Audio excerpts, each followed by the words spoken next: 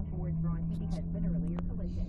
Want delicious free pizza from Pizza Pizza? Sign up for our free newsletter for your chance to win a Pizza Pizza special delivery. Visit newstalk1010.com and check it out. I wish I had a stand. Newstalk 1010 time save the traffic every 15 minutes. I'm Maggie Blood. Your next update at 6:15. I wonder if I can use that bear. I wonder if I can use this bear as a stand. What most already suspected. The body parts mailed to a couple of schools in Vancouver, a hand and a foot, do belong to June Lam. He's the 33-year-old Chinese student who was allegedly murdered and then dismembered in Montreal by Luca Magnotta. We also heard from a spokesperson for the courts in Berlin today about the Magnotta case.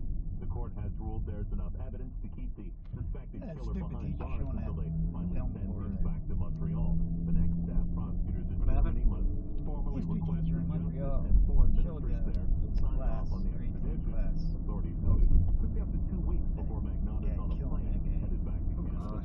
23-year-old Christopher Hudson, the man accused in the Eaton Center shooting, back in front of a judge this afternoon, faces a new charge of first-degree murder. Did he get in trouble? After one of the victims died earlier this week. News Talk 10 he got suspended. More with that recording. The justice of the East River, second charge of first-degree murder, announced earlier by Toronto police. Also added to has been 5 other charges of attempted murder is one for criminal negligence causing bodily harm. And that second murder charge goes to show the Crown is convinced they can prove the shooting was premeditated. Husband, meanwhile, well, his only support in the courtroom was his lawyer. Family and friends were nowhere to be seen.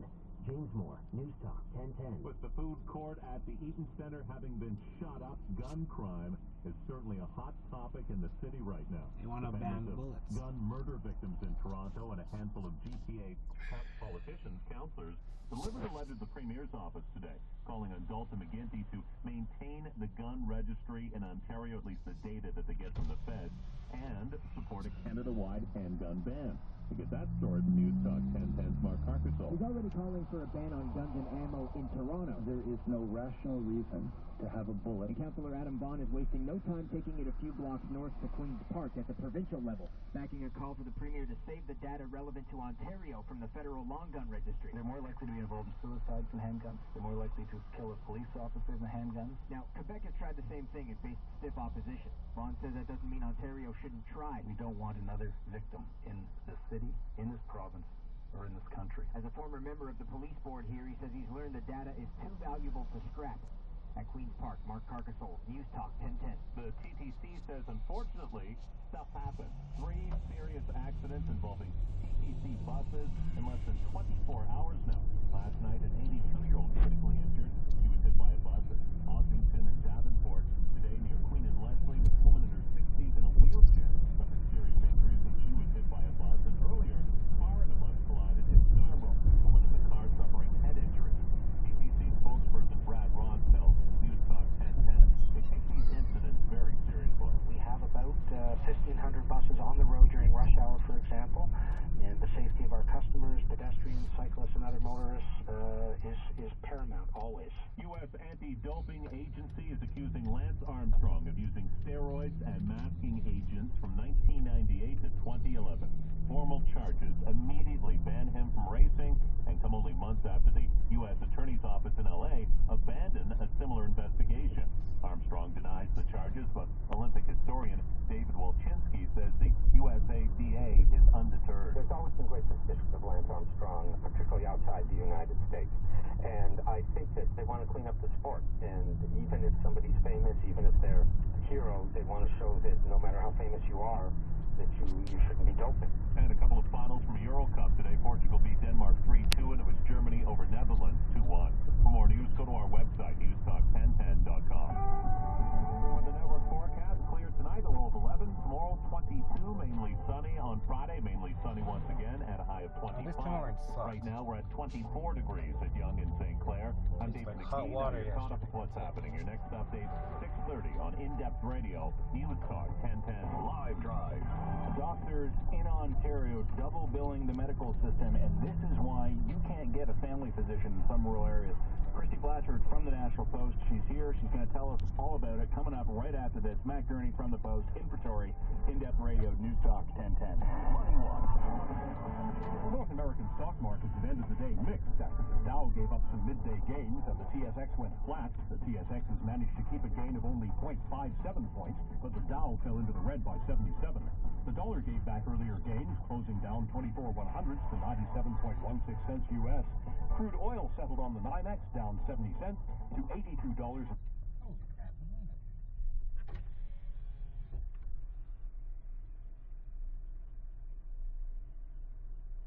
Morning, Steve speaking. How can I help you today? Make an extra large double and a large hot chocolate, please. Large double and a large hot chocolate? No, extra large double and a large hot chocolate. Okay. Okay, totals on the screen. Drive up, please.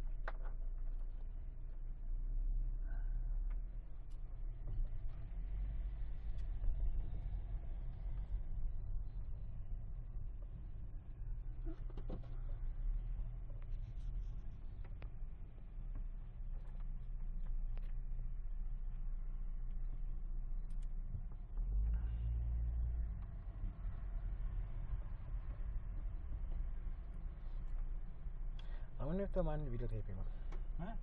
I wonder if they'll let me videotape them. What? I wonder if they'll let me videotape them. Don't do that. Get in trouble.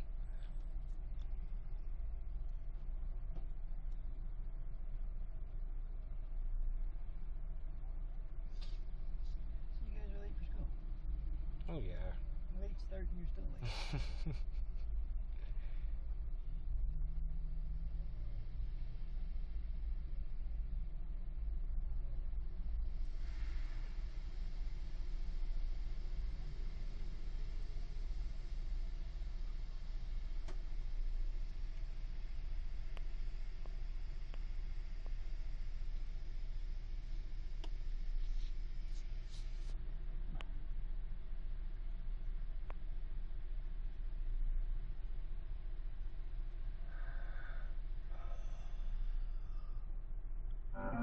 Keeping you informed and entertained. This is a live drive with John Tory on News Talk 1010. Matt Gurney from the Post. I'm in for John Tory, and I'm joined by Christy Blatchford, my fellow National Post columnist. Good day to you, Christy. You too? You still want to call me Matrick? Yes, Matrix, I do. Is that something we're going to work out of our systems, or I just need to get used to that? Well, and now I want to call you Mattress. Yeah. Even worse. You know what? I've been called worse, but not usually on the air by colleagues. So. Labatt Blue and Blue Light. Available in 24 bottle packs for just $29.95 all in. John Labatt's Blue. The good stuff. Must be legal drinking age. Ontario only. John Oakley for the breathtaking experience from Cavalia called Audicio. Now playing in the world's most spectacular touring big top in the Portlands. I just saw Audicio, and I can assure you it pushes the limits of live entertainment with a larger-than-life show. You won't believe your own eyes. Fabulous dancers and acrobats, and of course, splendid horses together in the most incredible backdrop of scenery, all on the world's most impressive stage. Believe me, you don't want to miss the magic of Audicio. Go online now to purchase your tickets at Cavalia.net. Ladies and gentlemen, thank you so kindly for checking on news. So we're going to open it up to the phone list. Start with you. Thanks for calling in. We'll get to your calls in a moment. Shared opinion, but also differing opinion. It's a battle of thinking. Let's go back to the phone. Jeff, we'll start with you. Hi, Ken. We'll get to your calls in a moment. And sometimes your greatest epiphanies come from someone you completely disagree with. In a got my blood boiling kind of way. 870-6400, star 640. It's time to talk about it. Streaming online at 640toronto.com. Talk radio. AM 640. Yes, I snore. Yes, I have sleep apnea. But also my wife and I travel a lot. And now, thanks to Dr. Premer, we no longer have to get separate hotel rooms. Dr. Les Premer offers the totally portable, Been up to 9 minutes so far on the road. people who travel. No Been on the road for 9 minutes. No more snoring. Look at the money I'm saving on hotel rooms. I know. Visit dentalsnoringsolutions.ca. Call 416-224-9998. That's 224-9998. Labatt Blue and Blue Light. Available in 24 bottle packs for just $29.95 all in. John Labatt's Blue. The good stuff. Must be legal drinking age. Ontario only.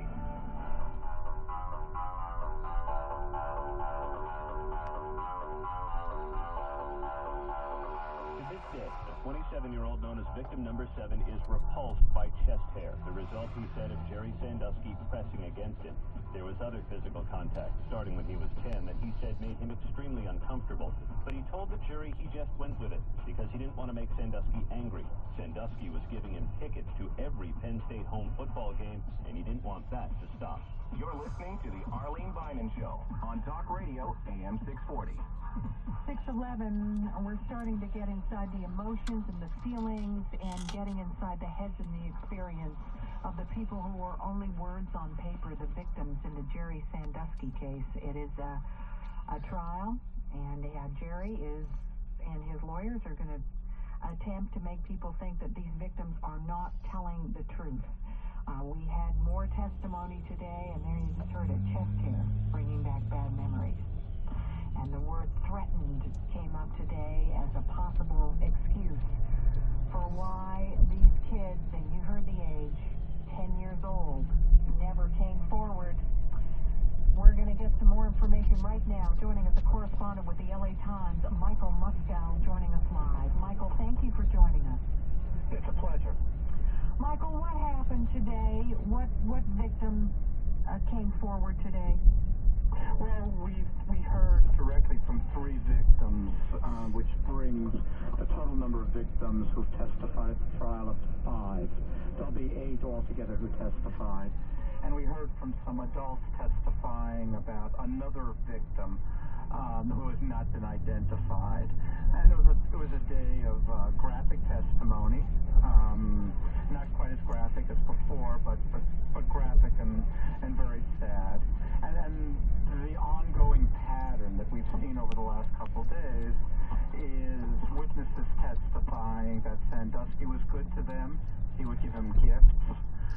He would treat them with respect. And then at some point, their relationship would turn very physical, and the boys would either be uncomfortable or would succumb for fear of losing the gifts.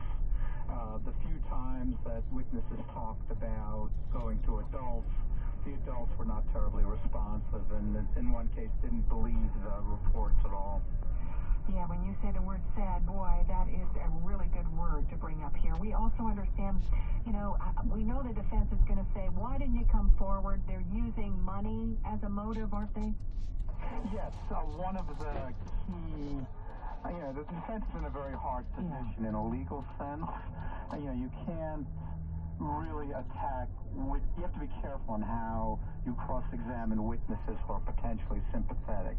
So what they've been doing is they have laid the groundwork for some of these witnesses acting out of greed, and that being civil suits that, may be brought at some point against, primarily the university, Penn State, but against other institutions, including the charity. And the argument becomes these people are testifying in this kind of way. They want a payday. Yeah. What are your thoughts, Michael, when you're seeing the faces of these people? The story was such a blockbuster story, and now we're hearing the individual stories of what drove that news story. Michael, is it easy? Is it difficult? What is the demeanor of these young men who are testifying? Well, I'm not really having that kind of direct impact on. I'm not really seeing them in that same kind of way, but I think what we've seen and the reports from the courtroom confirm is that some of these men, they're now adults, break down and cry and have a great deal of emotional difficulty coming to grips with this episode in their life. And there have been at least 2 occasions where jurors and other people in the courtroom have responded equally emotionally and equally tearfully. It's whether the jury ultimately believes the witnesses and the other, and the accusers, I don't know. I mean, we haven't seen the defense case yet, and he is presumed innocent, obviously. But it's very tough to hear testimony that's as graphic as this is in any kind of a public forum. I mean, we're not used to it, and it can be very grating, and it's very hard, I think, for people to be unaffected by this. Yeah, absolutely. As a news story, it's also a toughie. It's got a lot of twists and turns. It's about sexual abuse, and it's also about, as you said, you know, we've heard testimony that people tried to tell adults and they didn't listen. So in a way, it's about everybody, isn't it?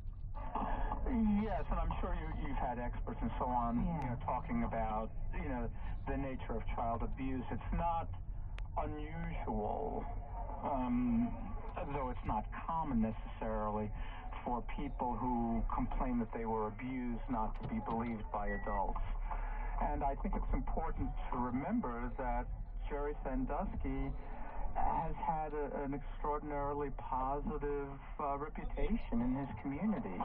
You know, even in the past couple of days, one person who was a prosecution witness described him as a saint for working with at-risk children. And another person said that when he went to authorities wouldn't believe him because they thought Jerry Sandusky had a heart of gold. I mean, it's very hard. You know, there's a very tough area, and you know, we want adults